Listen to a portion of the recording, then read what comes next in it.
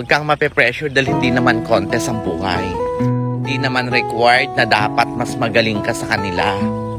Hindi mo kailangan higitan yung iba. Hindi mo rin sila kailangan sapawan. Mag-focus ka lang sa buhay mo dahil hindi mo naman kalaban lahat ng tao.